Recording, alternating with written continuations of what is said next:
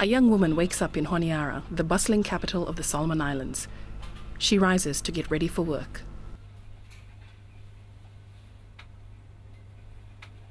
My name is Rose Bolsey. I'm 24 years of age. Originally, I'm from the eastern part of the Solomons, Motu province, River Islands to be exact. There are seven of us in our family, including our parents. I have 2 brothers and 2 sisters. We live up at Kukum, the eastern side of Honiara. A young man does the same in his part of town.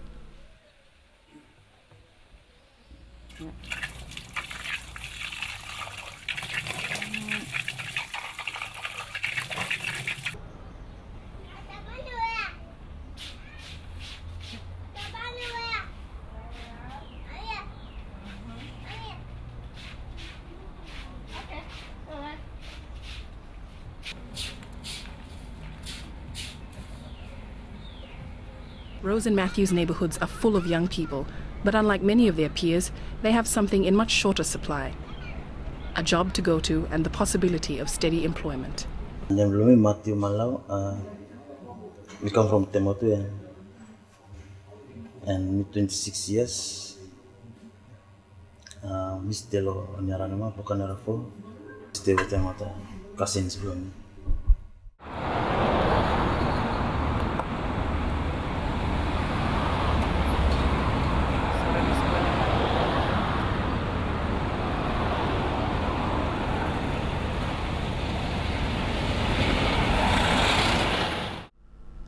Honiara, the country's only major urban area, has an estimated population of 80,000. Recent census figures reveal more than 60% of the population are under 25. After nearly a decade of recovery from civil conflict, the country has returned to stability. With such a young population, youth unemployment is a continuing concern. Unemployment figures for young people range as high as 75%, with training and education opportunities identified by youth as high priorities. More than 200 young Solomon Islanders are participating in Youth at Work, a mentoring and training program aimed at boosting their job prospects, with a total of 500 expected to finish the program this year. Run by the Solomon Islands SPC Country Program, in partnership with the Ministry of National Unity, Reconciliation and Peace, the Youth at Work program involves providing youth with practical job skills and on-the-job training. I'm sure there's 4 components. The first one is the Tuesday training, and so we do training every Tuesday afternoon, and we have a variety of topics: CV writing, job interview skills, savings, and then we also have climate change and food security, and then we have a peace building component, which is 4 different Tuesdays, which is done by the Ministry of Peace. The second component is the apprenticeships, where the youth go and work 20 weeks. And then there's the mentor component, where each youth gets a mentor. Then the 4th component is further training and further upskilling. Rose works at the Ministry of Provincial Government, while Matthew is at the Solomon Islands Electricity Authority. I am here under the HR department. So mainly we are dealing with staffs, both in the headquarters and out in the province. At this stage, we are creating a human resources database for the province and for the headquarters. We are trying to collect personal information and all that is we have about our staff. It is important that we have, a data in place that has information of all the officers working in the provincial government, so that we can keep track of their movement. That is the main task for the 2 who are working under me, and I'm really impressed with them. I think young people can do it as well. While experiences, contributes a lot, but you cannot judge everyone the same. There are interns like Rose, whom I can say that they can do it. In SIA, in my department, customer services department, I have 13 interns altogether.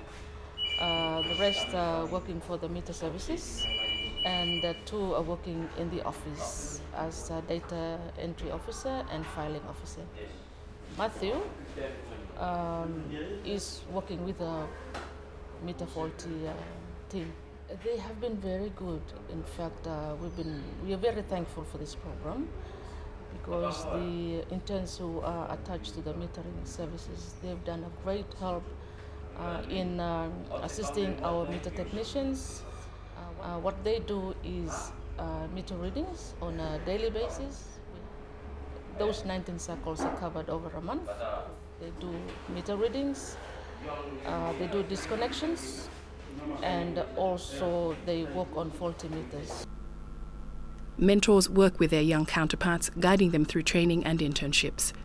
Rose and Matthew have responded well to the encouragement and motivation. The Youth at Work has assigned me with one mentor. Well, she's a very good mentor. She always encourages me to talk to her if I have anything, like any challenges I face. Youth at Work grew out of efforts by the Ministry of National Reconciliation, Unity and Peace to involve youth in peaceful activities for conflict prevention.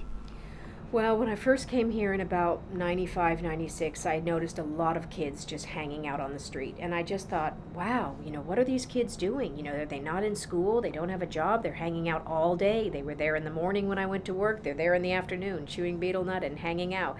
And of course, then we went through the tension, and there was even more kids on the street.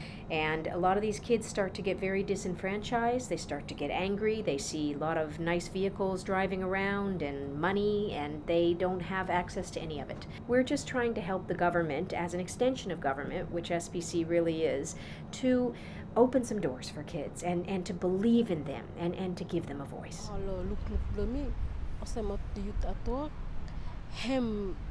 Really help him to mass other young people, where by for example for Mr. Leva,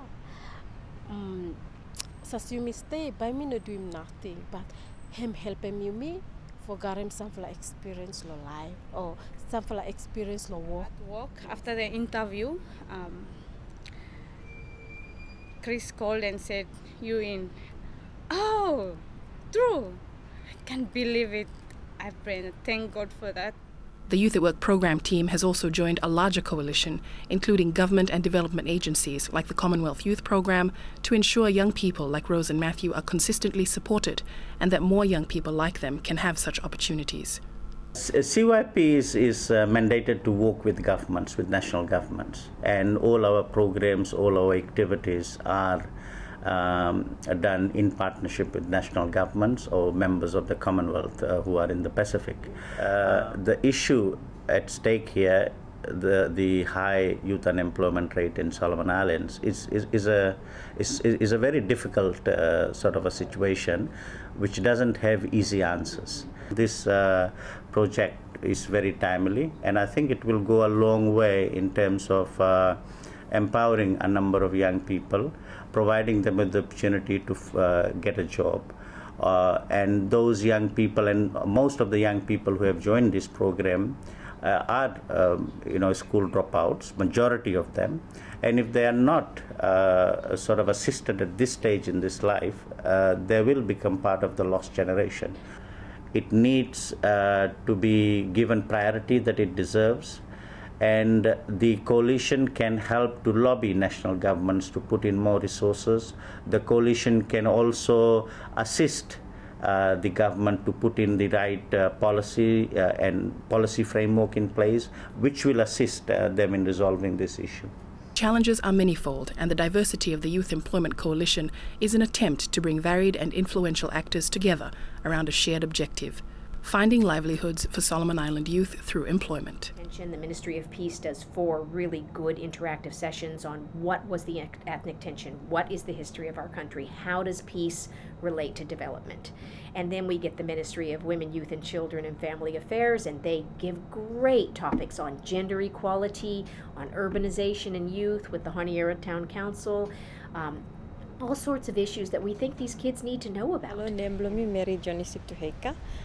Me work with the Honiara City Council, AusAID Youth Development Officer.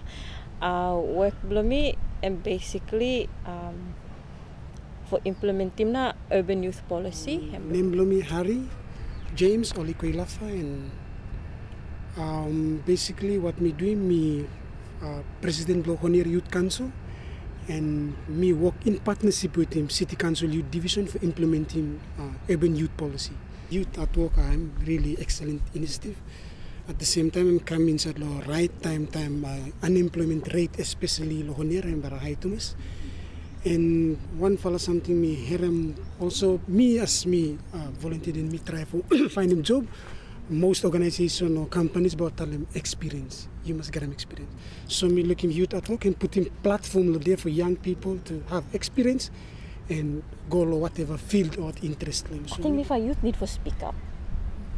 Thank you. Like opportunity lo there, but like mita hari no ma because lo Honiara-based mita need for find him na right moment and mita speak inside lo coalition because. As the Coalition for Youth gains momentum, Rose and Matthew are already setting the wheels in motion. With lessons learned from youth at work and the new partnerships from the Youth Coalition, making a living should no longer be a distant dream, but a reality that young Solomon Islanders can easily attain, all in a day's work. I'm sure you might get himself a difficulty, but since most of you have been gone through 6 months of mentorship through local ministries and some very capable mentors, we believe that any good for a chance to us that you follow Garim. And you have set a good example. And when I come after you follow, the next batch by come, but benefit a lot from what you have done because you have already broken this status quo where people think that youth here, you will drink at them, also no doing anything. You have proved that wrong. We're giving kids enough for bus fare and lunch, basically. It's what we can afford through our funders, our generous funders through AusAID Pacific Leadership Program, because we knew if we had to ask the employers to do that, that was going to take a bit longer to try to convince them and show the value. So we just thought the first year, let's just go ahead and subsidize this and then institutionalize this through some of the government ministries, some of the technical ministries, and move this into an apprenticeship program so that now this can be something that the government really supports. So really what AusAID and PLP have given us is the seed money to really kickstart something that the national government is interested to do. The message where we try for, like, put him is if other engage in any worker, whether him small or big, or they have to give him their best. It's not only what they gain from the ministry or from us. It's what we gain from them.